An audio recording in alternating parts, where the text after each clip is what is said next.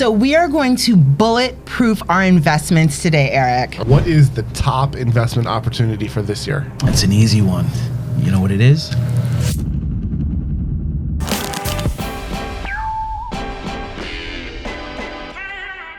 So we are going to bulletproof our investments today, Eric. Okay.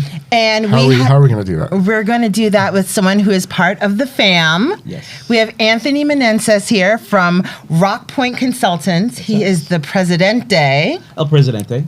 And we've known him forever. Tell us why you are the one to help us bulletproof our investments. Okay, so after spending many years, I won't say the number of years because I'm old. 40.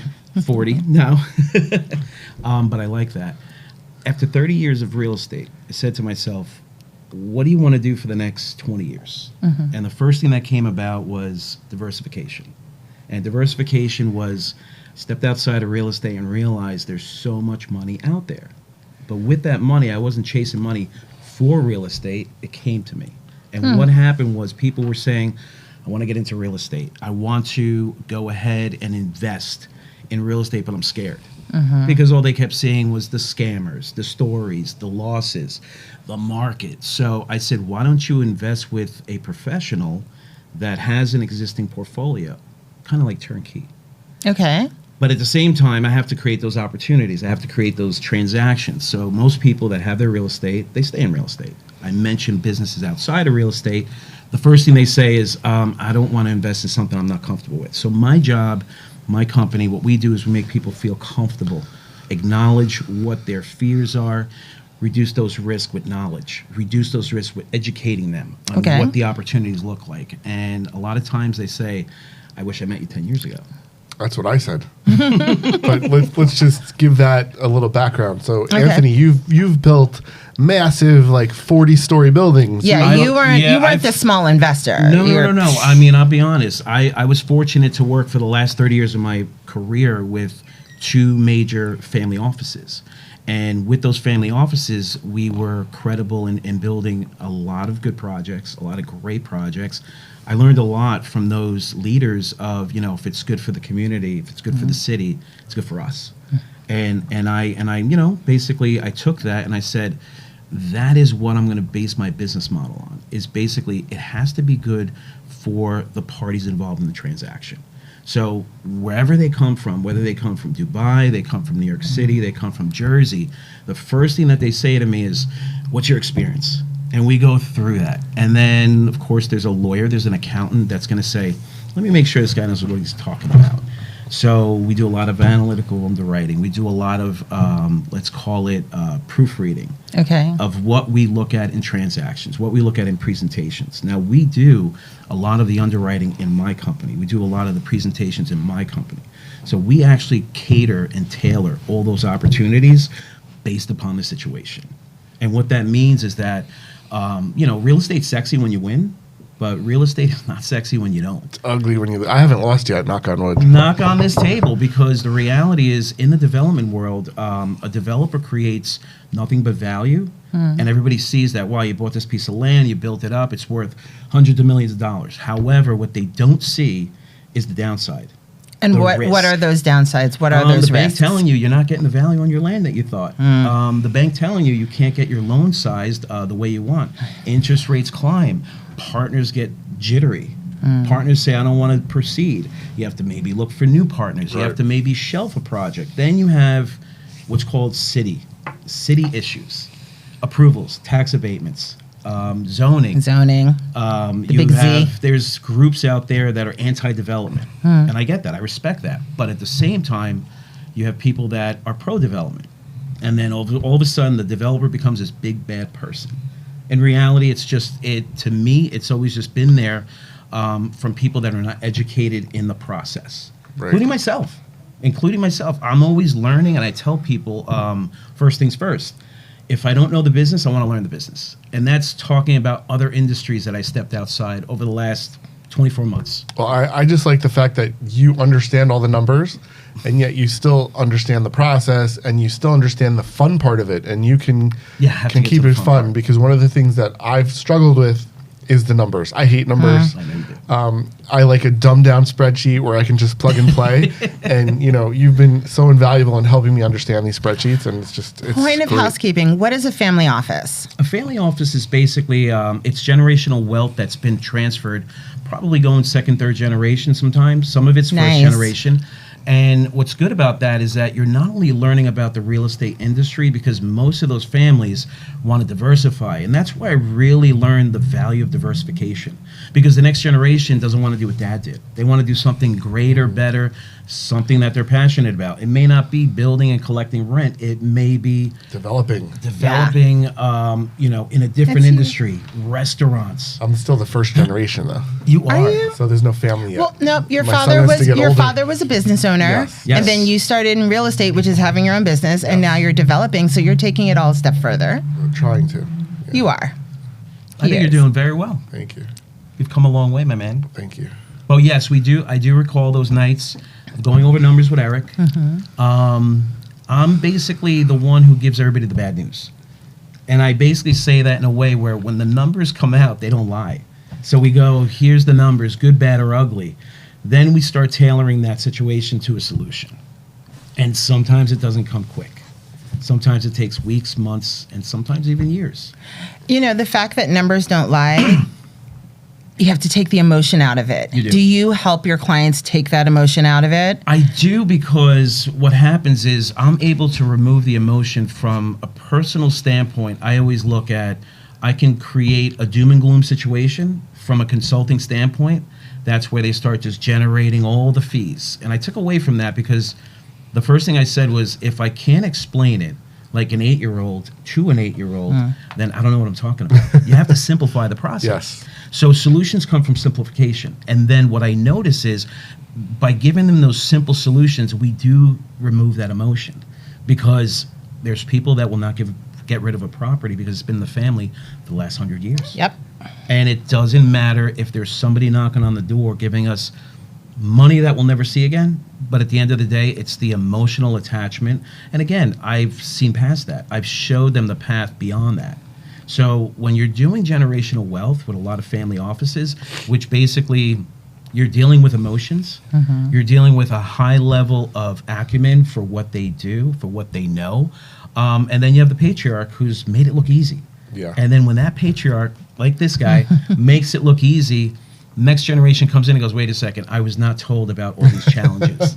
I don't know why I can't sell my dad's building because he took out more money than it's worth over the last 20 years. Yep. That happens. So we kick the can down the road when it comes to that. And anybody who does estate planning, any of the attorneys, they'll say it, let's make it their problem. And that's common. That really Let's does make happen. it the kids' problem? Yeah, because what happens is, let's say Sorry, Eric has a Ethan. building that's $10 million today. He took out $20 million over the last 20 years because the value kept climbing. Can't sell it. His son goes, you know what? I'm going to pack up. I'm going to California. I'm going to surf. So he looks at this building for $30 million, not realizing there's a recapture on all the money daddy took out. Then all of a sudden he's walking out of there with, a couple $1 million, which is still good money, by the way. But he should have walked away with a lot more with planning. Yeah. And that's like a whole nother episode of talking about planning, transferring of wealth, really just protecting your assets and your future, and making sure that the grandchildren are taken care of. And then you get to a point you say, am I going to worry about my great-grandchildren? Some people do. So I have a partner who always says to me, worry about you. You're 50 years old, worry about what you're doing for you. Your kids will figure it out. You don't have to do business for them. So it's interesting how a lot of family offices have that problem. Yes. And the other thing you mentioned was the emotions in real estate. Yep. So I'm super emotional. Everything, I wear my heart on my You? sleeve. Yeah. And I had those challenges early on where I had to make a decision, over a family heritage property, where I keep it or sell it. And it was such a painful decision, but you get over it. And I ended up selling it. And if I hadn't sold that property, who knows where I would have been today. So major decisions. And it's amazing how you have that talent to snap people into place. Well, you know what it is? You just hit the nail on the head. It's all about being able to see beyond the situation, right? So people look at it, and without mentioning certain cities, I have a lot of clients that are moving out of a city that was hot to trot. It was a hotbed over the last 20 years for investments. You couldn't go wrong in this city. However, with administration changes, political changes, government wanna know the programs. city. I mentioned the city. I'm going to get us shut down. I'm going to probably never get business in that city. I think it's New York City. I do too, but okay. It could be. Or it's either Miami or I'll New tell you York. what. Or maybe San Francisco. Or Boston. If you cross the tunnel, Boston. if you're bridging tunnel, you'll understand what that means. So okay. I We won't got it. mention the city, but what happens is everybody's so focused on what they have today, and they're not looking at what is it going to look like in the future. What impacts that? It's not just building it, getting those high rents, looking at the views, calling it a day. What ends up happening is you got to do a little forecasting. What is the tax situation going to look like? What are my property taxes going to look like? Because rents can only go up so much, so fast, but property taxes can jump 10, 20, 30%. People who know those percentages know what city I'm talking about. So what ends up happening Sounds is... like Hackensack. It could be. You never know. But what ends up happening is people start looking at it as, okay, I've had this property for 10 years. I took a hit on my property tax increase over the last 5 years. What is it going to look like in the next 5 years? Well, if you have a new mayor, if you have a new governor, you have new changes, there's a lot of programs that are great for the community, but somebody has to pay for those. Right. So I'm a big advocate when it comes to those programs, but at the same time, you can't always lean on those property owners. And, that's where the big bad developer, the landlord comes in as he should be able to pay it. People think it's like a Daffy Duck world. There's billions of dollars sitting in the bank, and they come home to these big, luxurious. I know a lot of building owners. Oh, you're talking about Scrooge McDuck, the one that Scrooge McDuck, the one that swims in there. Yes. As I'm saying it, I go. My daughter watches this. She's going to say to me, "You're an idiot. You're an idiot." So I look at it as I know landlords that live in apartments, and paper and money in the bank is what's important to them, and I appreciate that. And they said to me, "I like to stay close to my investments." That's great. But at the same time, what are you doing about changing those investments, diversifying, growing those? Like you said before, you sold a piece of property that was close to your heart, but it gave you an opportunity for growth, and it also gave you what you have today, the projects on the table, funding and equity for that. So those things, when you're having that struggle with a client, whether it's a family office, whether it's a big company, because the bigger the company, the more headaches you have. Meaning, everybody has a job. And I appreciate that job. Everybody wants to do their job. I respect that. But don't create a problem where there's no problem.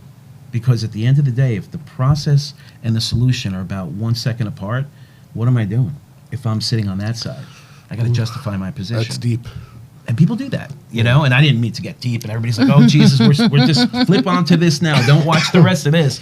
But at the end of the day, I think it's simple to just show people that you don't have to have this major wealth advisor with a major real estate guy sitting on your shoulders to tell you do A, B, or C. A lot of our viewers are newer or maybe a couple years into their investing journey. Okay. How do they start from the beginning with diversification without giving up their real estate dreams? Yeah, because, listen, at the end of the day, some people don't have the bandwidth, the opportunity, the time to diversify. So give an example. I have somebody who's a brand new client. I inherited him. I had his parents as clients for years. And they've been in real estate for probably like 3 years. Okay, perfect. So they swallowed all of this, I call it knowledge time. It's some people say swallowing other things that are 4-letter words, but they did that for 2 years. I don't even know where to go with that. I don't want to get shut down. So for 2 years they do this, and they planted all these seeds, and all of a sudden in year 3 they were able to pop in sales about $40 million on a 3-year experience level. Gets all these fat checks, gets all these commissions, and then he goes, I'm going to buy a car, I'm going to buy a house, I'm going to do all this stuff. I said, spend, right. I said, first of all, the market's against you. The reason that all those commissions are coming in, you're selling high. Got it. You're going to buy high. Yep. So why wouldn't you just put that aside?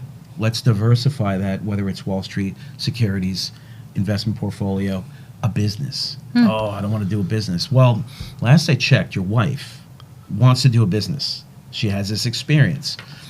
So if you back your wife in her business with her knowledge, the sustainable success is pretty much there and taking a lot of risk off. And she's a workhorse. And then you're going to make her happy too. You're making her happy. So happy wife, happy life. That's right. That's right. So now we're covering 2 pieces of ground. And he says to me, well, that's like half of my commission is what she needs for her business. Fast forward 3 years later, he does another plant the seeds, gets another fat year of commissions, but he's building along. Now he has enough money to buy the dream home. His wife's business sustained. Now she goes, I don't like paying rent anymore. Now she's a business owner. I want to buy the building. Ooh. I said, okay. So I said, now the question is he going to sell you that building? So they start having pillow talk. I want this. I need this. And you know what he says to her? Now's not the time to buy it. Prices are high. But you're looking to buy the dream home. What's the difference? He goes, I never looked at it that way. Good point. So he goes, what do you think I should do? I said, all right, my advice is get a mixed use. Find something that fits the bill of her business. She's your anchor tenant. We put it under a different LLC. So in reality, it's basically two different independent areas of business. Not fooling the bank. The bank says, okay, who's this, who's this, Sure. who's that, Right. who's the UBO? And what happens is he turns around, he comes to me, he goes, I just bought a 6-unit building with commercial space in a prime location in Bergen County. She's happy. I'm loving it. I never thought I could buy a building of that type. But at the same time, he goes, I still don't have my dream home. And I go, okay, let's do this. Now his wife gets pregnant. Let's Now rent you the need house. the dream home. We need the dream home, but we're Yeah. going to wait. So we rent the house for a year, buys a piece of property. Speaking of contractors, start saying, I have work for you, I have work for you, I have work for you. It makes all these relationships. Point is, it took him 5 years to get to that dream home. But what did he build between year 1 and year 5? Did he build his dream home? He did. He built an investment nice. property. He built Yeah. a business. He Yep. built security and stable income. Yep. And that's called diversification. Diversification. You know, so it doesn't always mean outside of real estate. It's great when it is because it gives you a balance, but at the same time, it also gives you the opportunity for that growth in a short window of time. And it's attainable. Okay. You know what I mean? So you don't like when people are all in real estate? No, listen, I built my career on that. Okay. So my career was always built on real estate, real estate, real estate. Never looked outside of real estate. Wanted to master every area of real estate. And then about 2 years ago, I was like, let me step outside of real estate for a moment. And I saw all these different businesses, everything from liquor businesses, international trade, import, export, restaurants. And I used to cringe when I heard restaurants. But I got the inner workings. You know, I Okay. have a heavy hospitality background. I built a lot of hotels. I've helped launching a lot of retail restaurants. And with that, I was able to say, we're going to start diversifying. So now, going into those different areas, that's where I created almost like, I call it the Rockpoint world. We take our clients on both sides of the table. We do mixers. Hell, we didn't get invited to any I Well, know, mixers. here's what right? happens. I try to keep the mixers to just clients because It's what like it was happens lost is, in the mail. No, you know what it is? I gave it to Eric, but he was traveling. It was on one of his vacations. By the way, he never goes on vacation. I know he That's the doesn't. joke. Anybody knows Eric? He does not vacation. Hey, we just went my to former Italy for a neighbors. month last year. Yeah, but I don't know if I'm going to buy real estate outside of the country. That's I hard. keep it close. That's hard. Have you ever done that? Yes, done a lot of transactions internationally, and then what I found out. Like where? We did a lot of heavy buying in Panama. We did a lot of Really? it. Well, what happened was we went there for banking. And it's a whole banking mecca in Panama when you're dealing with international trade and you're dealing with international clients. So I had a client that was buying a piece of property that was his aunt's house. And this was a house he went to visit all the time. He grew up in Spain. He lives in the U.S. now. So it was very emotional for him. I got to buy this house. So I get the lawyer, and the lawyer explains to me, and he says, listen, we're going to do a purchase, but the problem is there's an encroachment by the city. Over there, it's called like the water company. So we're like, all right, his aunt had it in her name, so just take it on the same thing. But there's new zoning. Yeah. So it started to get complicated without giving detail to the point where he said, okay, I actually am better off selling it to the city, and I'll buy a different piece of property in the Wow. same neighborhood. What I found out in most jurisdictions, you got to be careful because a lot of times the land is not the land that you think you're going to own. The land is the land partially owned by the government, Okay. depending on jurisdictions, depending on those companies. Is that more prevalent in other countries, or do you find that here too? I find that here too. Okay. It depends because a lot of times what you do is everybody always says, you know, just go for the land, build on it, call it a day. I want to go by the beach. I want to go here. So what I found out is that most of those prime locations by the beach Have a lot of challenges. have a lot of challenges. We were in Colombia and half the beach is owned by the government. Wow. So good luck trying to get that piece of land. And then, you know, that depends on, it's from your individual buyers to conglomerates that want to build hotels, build condos. So it was it's very tricky. It's always something that the first thing I do is always get a local attorney, always get a local accountant because I want to understand the tax impact. Okay. I want to understand restrictions on sending money. I had somebody set up a bank account. They couldn't get money into the U.S. And I said, why? Oh, it's a gateway country. What does that mean? I don't know what a gateway country is. For drugs. No, these are just countries that are on the borderline of sanction. Got it. You know what I mean? So you deal with the banks a lot. You end up learning a lot, and that's what I say. I'm always in a position of learning. So I'll call my banker friends. What's going on in OFAC? Go to the website.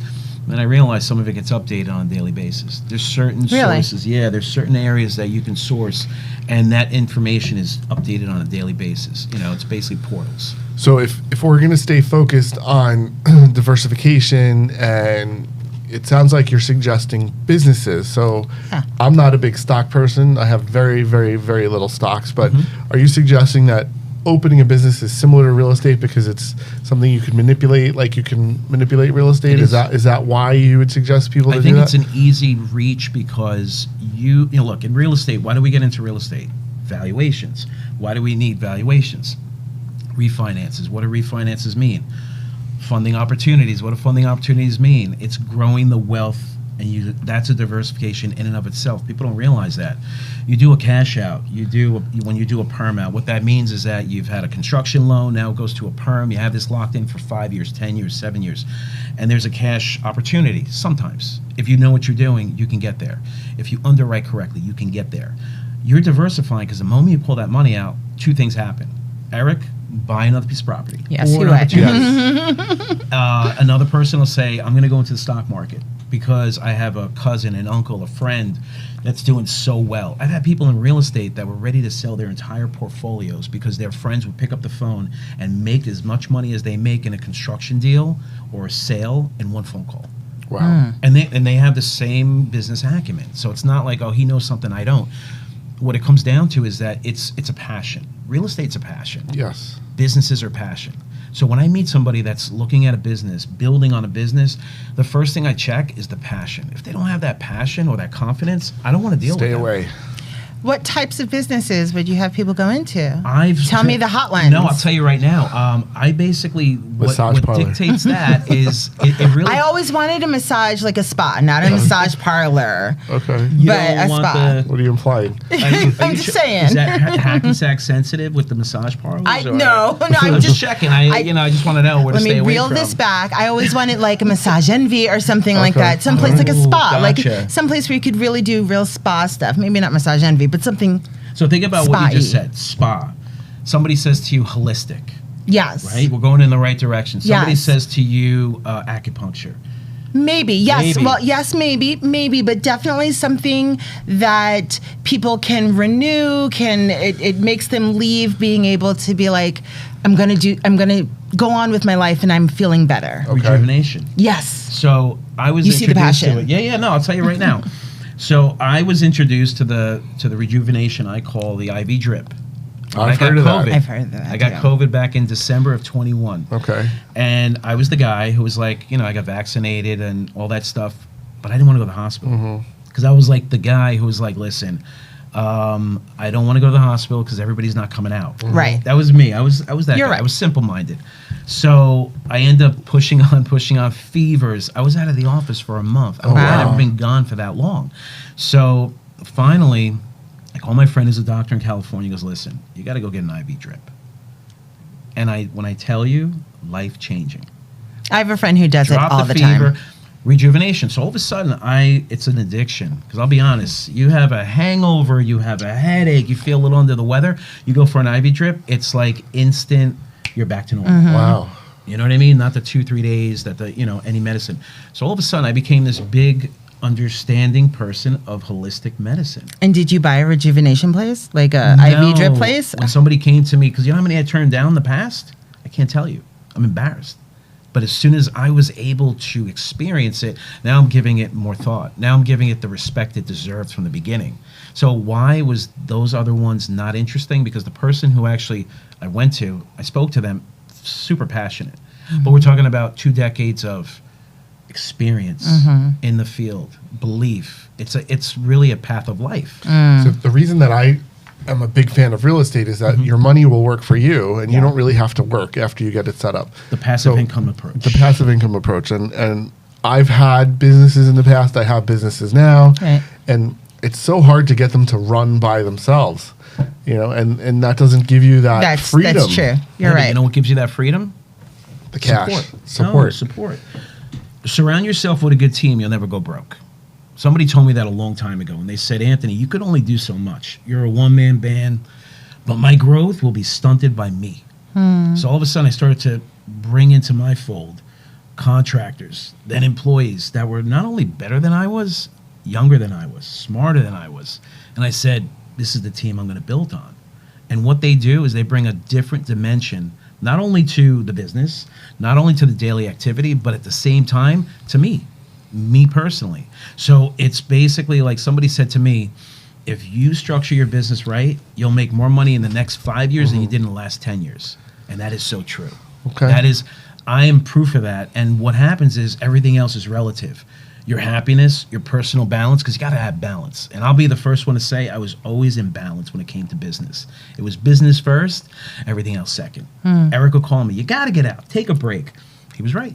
He was right. So sometimes it takes years of mistakes to start mastering those solutions. So then I just implore that into my clients. Anybody who comes in, my employees, I say to them, if you don't have balance, you don't have happiness. You don't have happiness, you won't have success. That's a fact. So going deep again.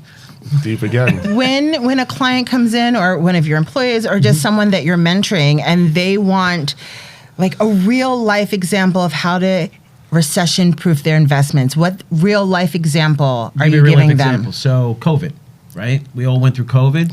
Everyone went through survived. COVID. A lot of businesses didn't. A lot of businesses failed. A lot of businesses broke up. Failure in business led to a failure in marriage. Marriages, divorce rates went up. So everybody says, oh, I didn't know what else to do.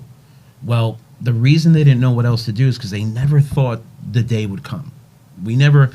Everybody does a lot of planning for death. Let me go get life insurance. Let me do my will. Let me do my estate planning. But they never think about the life that they're living. Right. So the first thing that happens is you have a couple of hiccups in the business, in the economy, in the world. Because now I realize how important it is to have A worldview. virus insurance that nobody had back then. Do they have that now? No, they had it back then, but none of us took it. It's like being in Jersey and getting earthquake insurance. You're going to get it? No. Right. Now we do. Do we get flood insurance? Yes, Well, we yes. do. Yeah. The 100-year floods are happening every 2 years, it feels like. So with that, when COVID came, it was a wake-up call. And a lot of times people said, if I would have planned, because nobody wants to plan on the end, everybody wants to plan on just, my business is running and I want to, like you said, sustain it so I can work away from it. Right. What I realize is that with diversification, what you have to do is always keep your eye on, it's like a savings account. A diversification point of a business, whether it's investments, real estate, it comes to your portfolio. Those investments are diversification points. And if you're not constantly feeding to balance those, when the day comes and the market's against you, you're not going to be prepared. And like I said before, everything else falls apart. So a guy like Eric has a concentration in real estate. Furthermore, has a concentration in Hackensack. And when the big one hits Hackensack So and everything God forbid, crumbles. let's knock on this table. There's a combination of a big tsunami that comes down the river. The Hackensack River floods out all of Hackensack, which I can't believe you guys still have flooding problems, but that's a different point. That's the next episode. But what happens is, and then we have a virus that comes right after that. People are dying. It's the end of the world. Now, It is the apocalypse. It's the apocalypse, right? So Eric's like the guy at I Am Legend, him and his dog. And what happens have a is... dog. You do. You still got the dog, right? I still got the dog. Okay. He's a miracle dog. He is. Or is he a zombie? He could Next be a episode. zombie.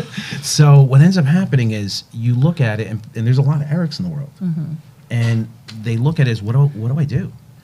But if Eric was diversified and say he had businesses in other states, cities, countries, there's a balance. If he was invested in other businesses or investment portfolios, there's a survival point. There's a balance. So all of a sudden you have these on points and these turn off points. And nobody really thinks about it that way until something goes wrong. So now what we do is we say, we're not going to be doom and gloom. We're going to be positive diversification. So all of a sudden everybody starts saying it makes sense. I have people on Wall Street, will think that half of my real estate investments and advisors, those guys are crazy. They're buying a piece of land. It's called a brownfield, and it has nothing but contaminants on it. Nobody knows where it ends. Nobody knows where it begins. Right. We got to look back 50 years. We got to do searches. We got to have soil tests, land, and people on Wall Street will say that's risky. But meanwhile, they'll turn around, make a couple of calls. This is on the rise. There's an option there. And my real estate guy's like, I can't do that. I cannot just take my $6 million and put it into one stock or diversify it into 4 stocks with a growth factor or ladder my investments. It comes down to diversification only happens within. So it's education, understanding, flexibility, and sometimes those events that happen that take everything down. So we're fortunate. We all went through the pain. From a real estate standpoint, landlords and tenants became arch enemies. The courts became this Gaza Strip that nobody wanted to touch for 3 years, 2 years. And, some people took advantage of it, and some people really didn't take advantage. They just really had nowhere to go. So I think it was a telling time, not to get deep again, but it was a telling time to see, it separated the boys from the men. Because if you had the experience to sustain Or the that, girls from the women, but go ahead. the girls from the women. So what happens is, which actually most of my female clients that have a position of being a landlord, believe it or not, they were not more understanding than most men. I believe that. And I couldn't believe it because I had people that were back against the wall. Sure. No job, no money. And it was kind of like they removed the emotion, which is impressive, but it wasn't impressive at that moment.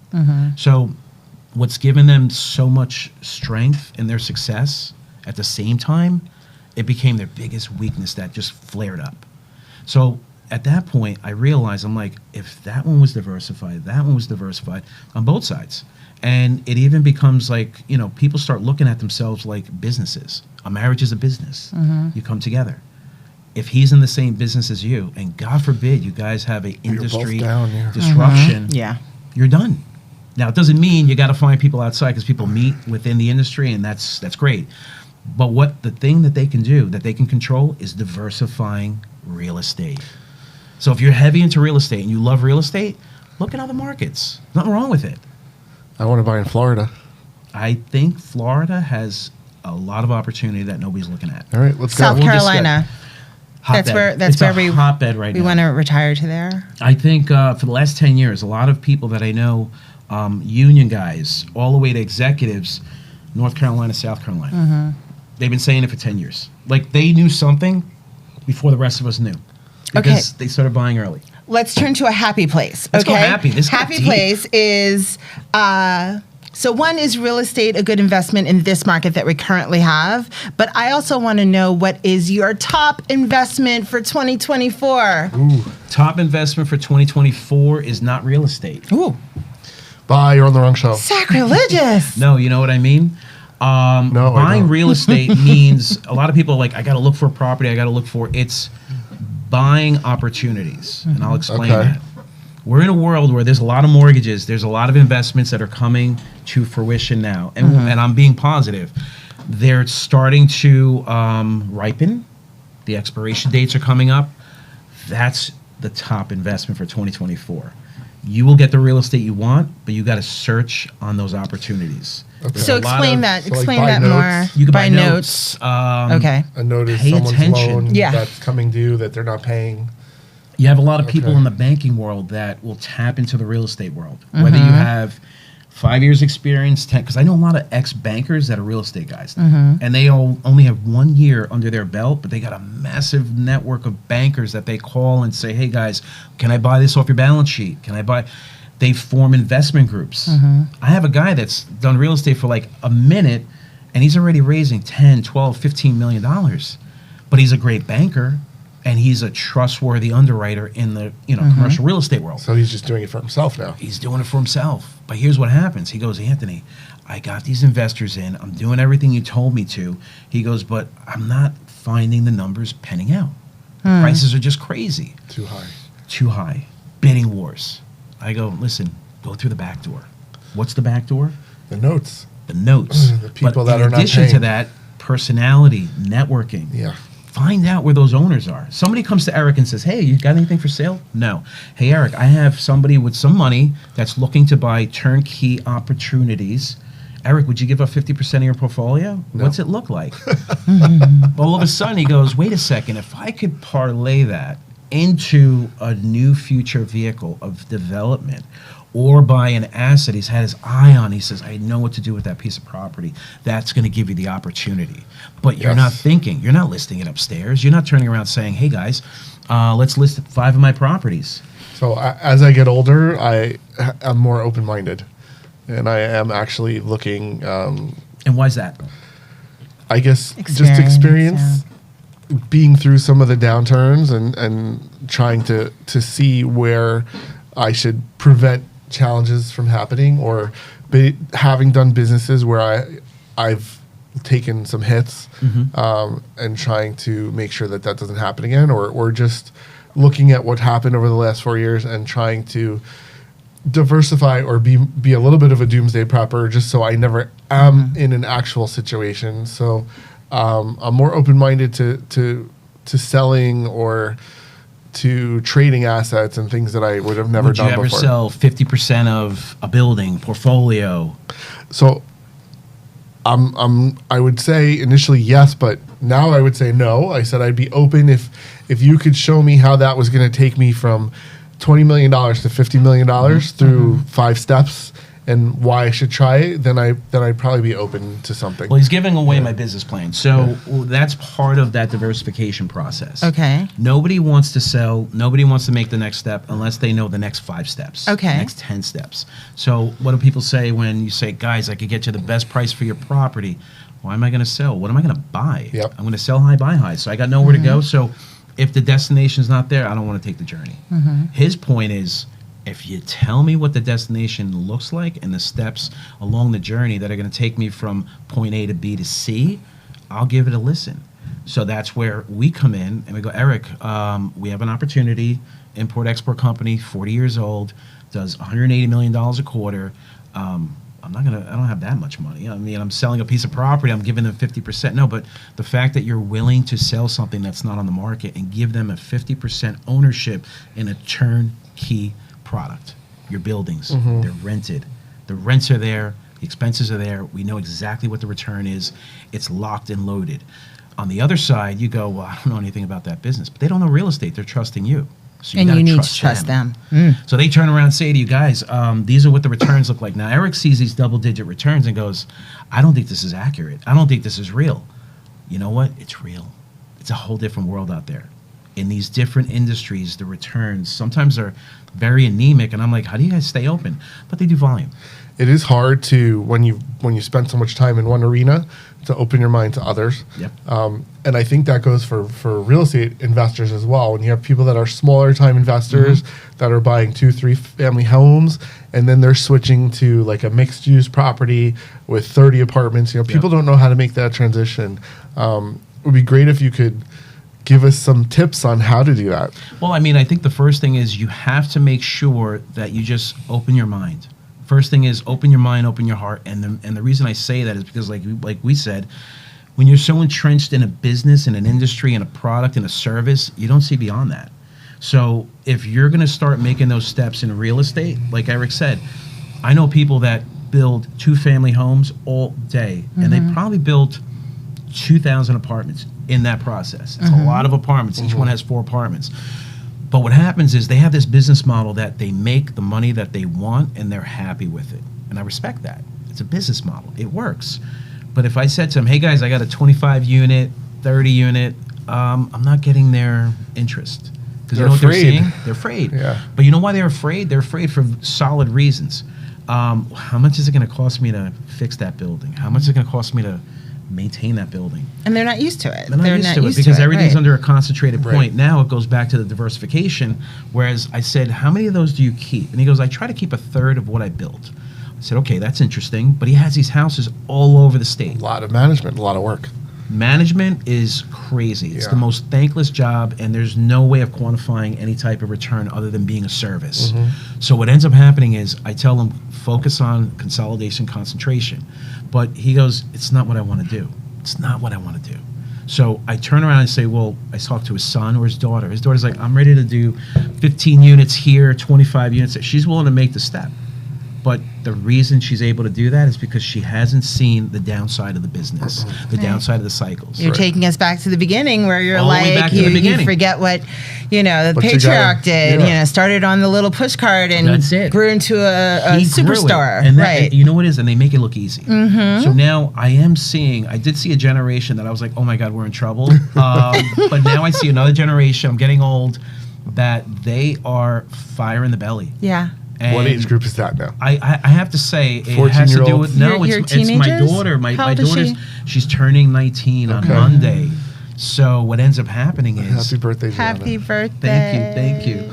I'm gonna get killed tonight. So what ends up happening is I see that generation. They're smart. They're quick, but they're also at the same time they have that drive, that determination. You're right. They do have more of a work drive than maybe. A couple of years ago. Yeah. Yeah.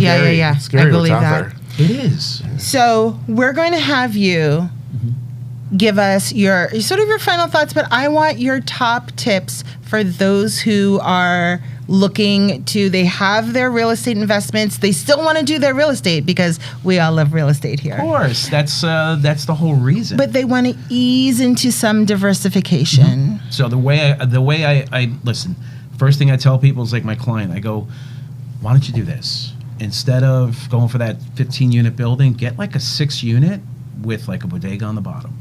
Something that you can handle, manage, and control.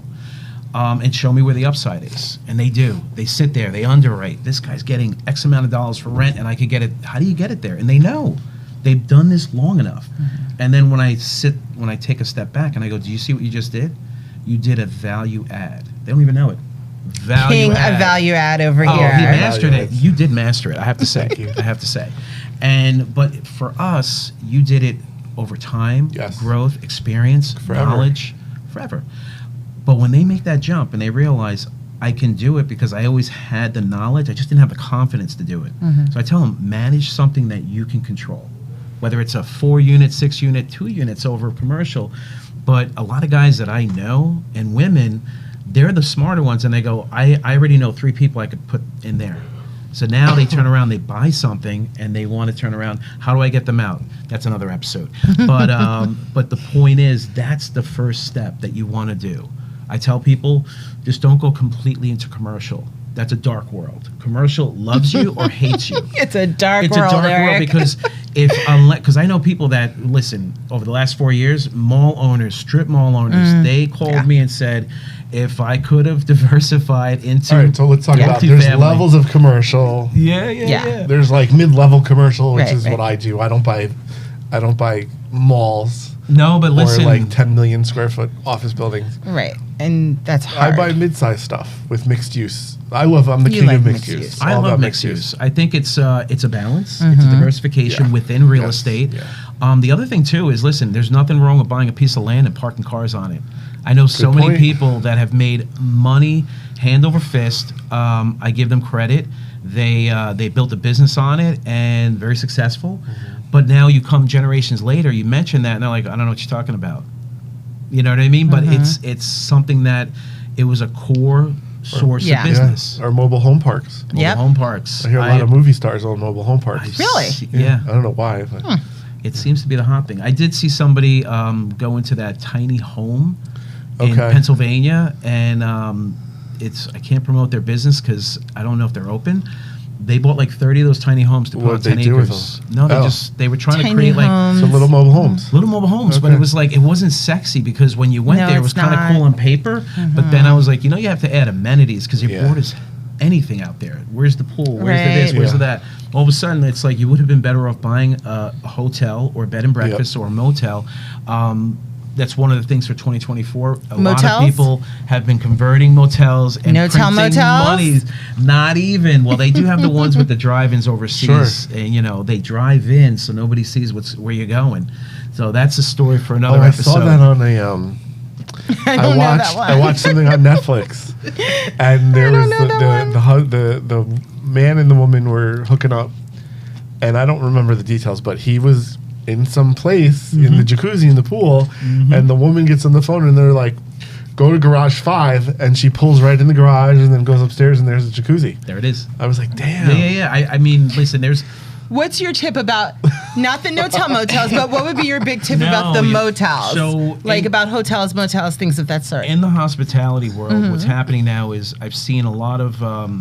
put aside the whole thing in New York City with the migrant and that's like I think really the reason why people are focusing on these motels, because a lot of hotels really, people don't realize that the travel industry, not only because of COVID restrictions and everything, it took a big decline. Yep. Right. So and it's coming back now? It's coming back. Right. But what I noticed is that a lot of those hoteliers, they started telling me about these motels that on other states, Austin, California. And I'm like, what do you mean? And he goes, you don't know, Anthony. There's like a whole underworld of travelers that love motels that are renovated. So they look like they're stuck in a time warp. Got it. But then when you go 60s, in, it's all beautiful and there are no bed bugs and stuff like that. There's no bed bugs, but you go in, it's like a I can see 1970s that. decor, but it has Wi-Fi. Right. There's a jacuzzi. So it's There's like a high-end I Love Lucy a little episode. Schitt's Creek kind of thing It going is. on, yeah. Picture exactly. I love So, Schitt's Creek. yes, That was it awesome. I was listening to this and I'm like, wait a second, that makes sense. And then I said, okay, how much money could you make? You're charging $389 a night. I'm interested. So we're looking at a couple investments right now in a couple of states that I'll share with you guys. I'm down for a motel. I think it'll be fun. I was very impressed with it because 2 of the motels that they brought to me are in Jersey. And I remember being in high school going to that motel after one of our proms. Wow. And it's now for sale. Now, I had to remove the emotion from that because, of course, that's why I was would've just bought it right interested away. in Right, looking at it because I was like, Yeah. wow, I went there. But point is, there's these little quirky opportunities within real estate that you have to kind of, again, I found from going into the hotel side about this that's going on. And again, a lot of things are anchored in mixed use, restaurants. You want to put your location on the map, you get a hot restaurant. But restaurants are so hard to keep going. Yeah, I you know mean, why? they fail all the time. They fail all the time. So I have restaurant groups in my portfolio that basically, give an example, they make $2 million in gross sales out of 800 square feet. That's crazy. So why? Because I want one of those. the operators, the owners have experience. So I say to them, why are you guys making money? You're in business for 2 years. We're growing out to 4 restaurants in 1 year. And I go to them, what's the secret sauce? Now, the food's fantastic. Service is bar none. Experience. Yeah. Experience. So he took 25 years of experience.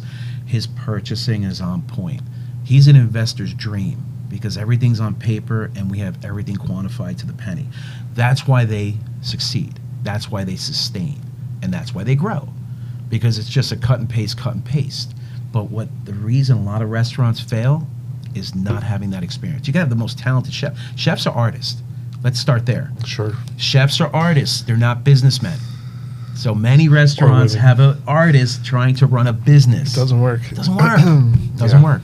So we are investing in motels and restaurants with experienced people. With experienced people. And we're going to have you back, aren't we? I think so. Thanks for watching this episode. Now don't forget to like, subscribe, and leave a comment. And we'll see you next time.